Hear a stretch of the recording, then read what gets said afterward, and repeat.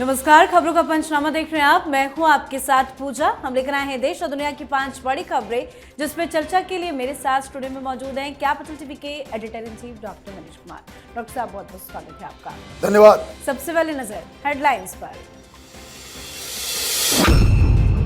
आज से 3 दिवसीय दक्षिण अफ्रीका दौरे पर पीएम मोदी। G20 शिखर सम्मेलन में लेंगे हिस्सा। वैश्विक मुद्दों पर होगी चर्चा। नीतीश मंत्रिमंडल के बीच हुआ विभागों का बंटवारा। सम्राट चौधरी बने बिहार के गृह मंत्री। सारे मलाईदार विभाग बीजेपी के पास। कर्नाटक कांग्रेस में बड़ी बगावत। डीके शिव कुमार को सीएम बनाने की मांग तेज। शिव कुमार खेमे के मंत्री विधायकों ने दिल्ली में डाला डेरा। बढ़ते बवाल को देख भागे भागे बेंगलुरु पहुंचे मल्लिकार्जुन खड़गे।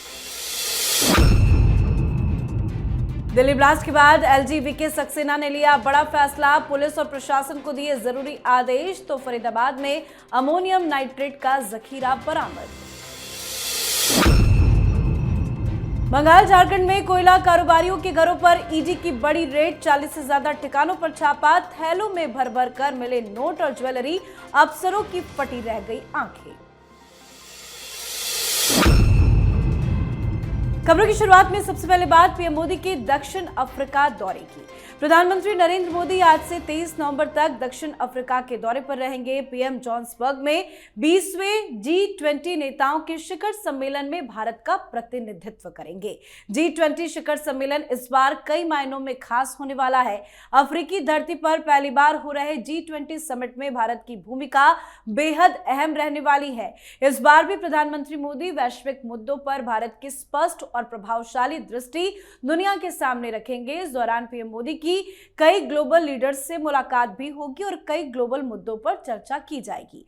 पीएम मोदी साउथ अफ्रीका के राष्ट्रपति सिरिल रामाफोसा के न्योते पर पहुंचे हैं। साउथ अफ्रीका में पीएम मोदी छठे IBSA सम्मेलन में भी हिस्सा लेंगे। सर, G20 समिट में पीएम मोदी कौन कौन से मुद्दे उठा सकते हैं? देखिए, प्रधानमंत्री मोदी ने तो पहले ही एजेंडा सेट कर दिया। एजेंडा ऐसा सेट हुआ कि ट्रंप ने कहा हम नहीं आ सकते, ट्रंप भाग गए। दूसरी तरफ एक और बड़ी चीज, सिर्फ वो भागे नहीं, अमेरिका की तरफ से ये कहा गया कि ये जो G20 का जो थीम है वो एंटी अमेरिकनिज्म उसमें साफ साफ नजर आ रहा है। प्रधानमंत्री मोदी जा रहे हैं और ट्रंप जो है वो निकल जा रहे हैं। तो ग्लोबल सस्टेनेबिलिटी, इक्वालिटी और एक जस्ट ग्लोबल ऑर्डर, जिस तरीके से अमेरिका की दादागिरी चल रही है, भाई आप दूसरे देशों के फॉरेन पॉलिसी को आप तय करने वाले कोई नहीं है। तो ये जो साउथ अफ्रीका में हो रहा है ये अपने आप में बहुत बड़ी बात है। भारत बिना किसी डाउट के ग्लोबल साउथ का लीडर है और प्रधानमंत्री मोदी ने भारत का ये रुतबा दर्जनों देश के अंदर ये बढ़ाया है और इसलिए ये साउथ अफ्रीका में G20 की बैठक जरूर हो रही है। चैंपियन इसका भारत ही है। जी, अब बात बिहार की। बिहार में नई सरकार के शपथ ग्रहण के बाद अब मंत्रियों के विभागों का बंटवारा हो गया है। नई कैबिनेट में सबसे अहम गृह विभाग डिप्टी सीएम सम्राट चौधरी को सौंपा गया। विजय कुमार सिन्हा को भूमि एवं राजस्व विभाग, मंगल पांडे को स्वास्थ्य विभाग, दिलीप जायसवाल को विधि और उद्योग विभाग, नितिन नवीन को पथ निर्माण विभाग, रामकृपाल यादव को कृषि विभाग, संजय टाइगर को श्रम संसाधन, अरुण शंकर प्रसाद को पर्यटन, सुरेंद्र मेहता को पशु एवं मत्स्य संसाधन, नारायण प्रशांत को आपदा प्रबंधन विभाग, रमा निषाद को पिछड़ा वर्ग एवं अति पिछड़ा वर्ग कल्याण विभाग, लखेंद्र पासवान को अनुसूचित जाति एवं अनुसूचित जनजाति कल्याण विभाग, श्रेयसी सिंह को सूचना प्रौद्योगिकी विभाग और खेल विभाग, प्रमोद चंद्रवंशी को पर्यावरण, वन एवं जलवायु परिवर्तन विभाग सौंपा गया है। सर, विभागों का तो बंटवारा हो गया, लेकिन ऐसा क्या हो गया कि गृह विभाग सीधा बीजेपी के कोटे में? कमाल हो गया। ये तो नीतीश कुमार आज तक गृह मंत्रालय किसी और को नहीं दिए, क्योंकि गृह मंत्रालय ही सबसे मोस्ट पावरफुल मंत्रालय बिहार में माना जाता है। उसी के जरिए लॉ एंड ऑर्डर कंट्रोल होता है और अचानक से ये भारतीय जनता पार्टी के पास आ जाना और डिप्टी सीएम ऐसा जिसकी अपनी एक हिंदूवादी छवि है, मतलब there is a plan, Amit Shah ने ऐसे नहीं कहा था कि वोट दीजिए, घुसपैठियों, बांग्लादेशियों, रोहिंग्या को मार भगाएंगे। मतलब कार्यक्रम चालू होने वाला है। अब जिस तरीके से बुलडोजर एक्शन असम में आप देखते हो, मध्य प्रदेश में, राजस्थान में और उत्तर प्रदेश में तो सबसे ज्यादा नजर आता है। तो ये बुलडोजर एक्शन ये अब शुरू होगा। नीतीश कुमार थोड़े सॉफ्ट, जेडीयू ने जानबूझ के अपने हाथ से ये मंत्रालय इसलिए भी दिया होगा, जो बातचीत कोऑर्डिनेशन के साथ ही हुआ होगा सब कुछ, कि भाई कुछ जगहों पे, कुछ इलाकों में, कुछ लोगों के खिलाफ हम एक्शन नहीं ले सकते, आप तो खुले हैं। तो इसका मतलब यह है कि अमित शाह ने जो वादा किया था रोहिंग्या, बांग्लादेशी मुसलमानों और ये घुसपैठियों के खिलाफ एक्शन, नक्सलियों के खिलाफ एक्शन, तो ये काम अब सम्राट चौधरी बिना डर, बिना भय के कर सकेंगे। बाकी मंत्रालय में भी आप देखिए, पीडब्ल्यूडी आ गया बीजेपी के पास, आपके कृषि मंत्रालय जो है वो बीजेपी के पास आ गया। तो सब अच्छे मंत्रालय भारतीय जनता पार्टी इस बार अपने पास लेने में कामयाब हुई है। इसका मतलब है कि देयर इज अ प्लान, जो कुछ दिनों में साफ साफ नजर आएगा। जी, अब बात कर्नाटक कांग्रेस में मचे बवाल की। मुख्यमंत्री सिद्धारमैया ने अपने 2.5 साल का कार्यकाल पूरा कर लिया है और अब उनकी विदाई और डीके शिवकुमार को मुख्यमंत्री बनाए जाने की मांग तेज होती जा रही है। डीके शिवकुमार कैंप का कहना है कि 2.5 साल बाद डीके शिवकुमार को सीएम बनाने का वादा किया गया था। डीके शिवकुमार के भाई डीके सुरेश ने भी इशारों में कहा कि उन्हें उम्मीद है कि सीएम सिद्धारमैया अपना वादा निभाएंगे। वहीं सिद्धारमैया ने कुर्सी छोड़ने की किसी भी संभावना से इनकार कर दिया है। बवाल अब इतना बढ़ गया कि डीके शिवकुमार खेमे के कई विधायकों ने दिल्ली में डेरा डाल दिया। कुछ विधायकों ने मल्लिकार्जुन खड़गे से मुलाकात भी की है। विधायक मानने के लिए तैयार नहीं है। बवाल को बढ़ता देख मल्लिकार्जुन खड़गे भागे भागे बेंगलुरु पहुंचे हैं। सर, आपको क्या लग रहा है, क्या कर्नाटक में सरकार गिरने वाली है? गिर चुकी है, अब के बचा क्या है। सरकार काम थोड़ी कर रही है, सब कुर्सी बचाने में लगे हुए। सिद्धारमैया काम कर रहे हैं, ऑफिस जा रहे हैं, कुछ नहीं हो रहा।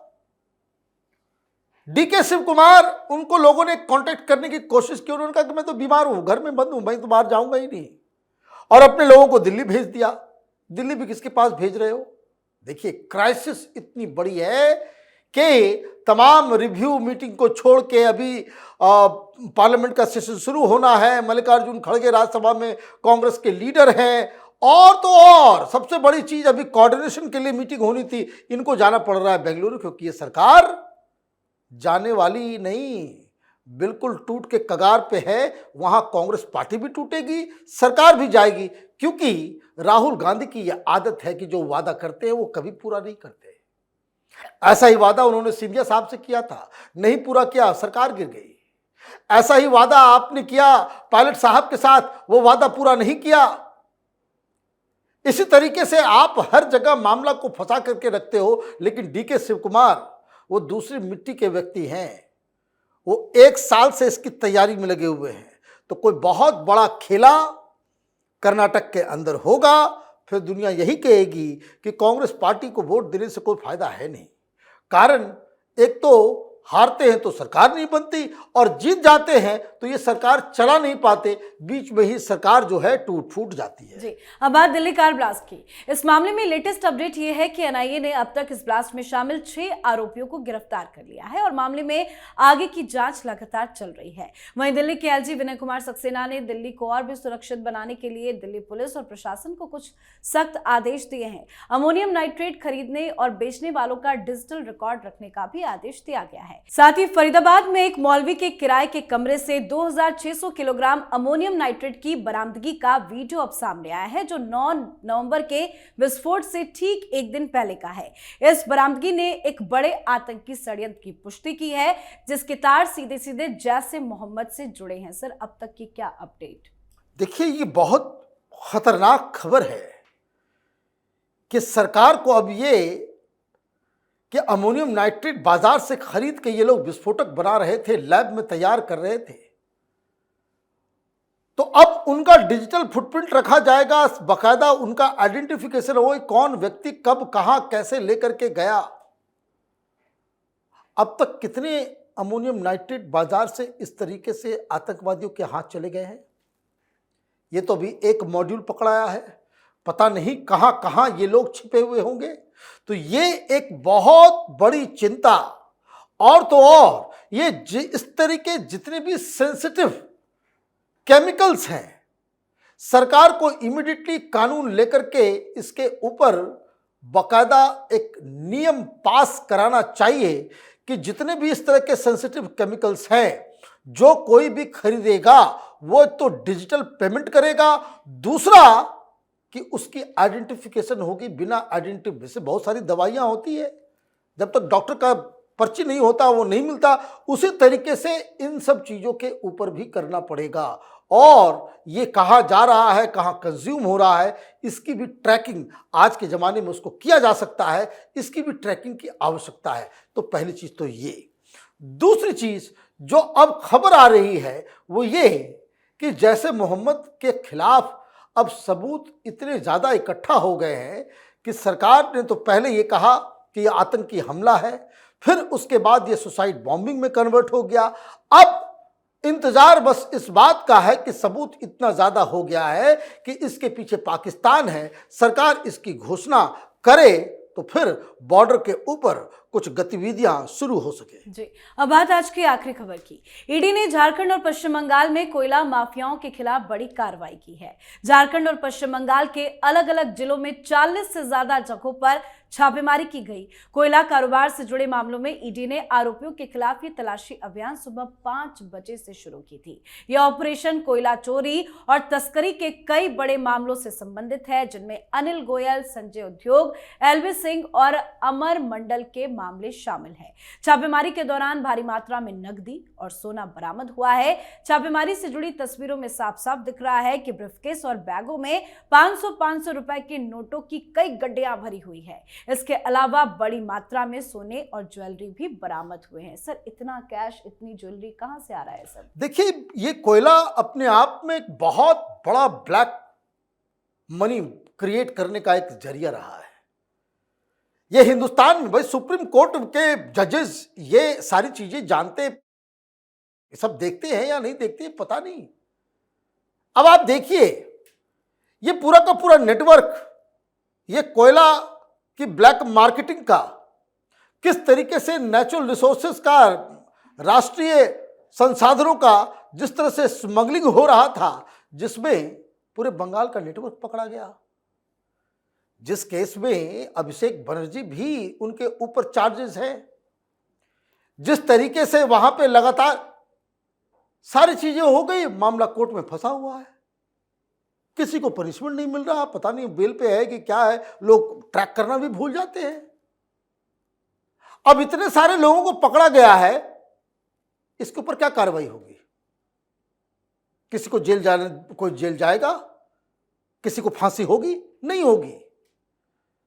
तो ईडी इस तरह के काम करेगी, इनकम टैक्स वाले काम करते हैं लेकिन सब कोर्ट से छूट जाते हैं। तो लोगों को यही लगता है कि बड़ा बड़ा घोटाला करो, पॉकेट में पैसे रखो और न्याय को इस देश में खरीद लो। ज्यादा से ज्यादा क्या होगा? आप 1000 करोड़ रुपए का घोटाला कीजिए, 2 साल जेल में रहिए, बड़ा सस्ता सौदा है ना।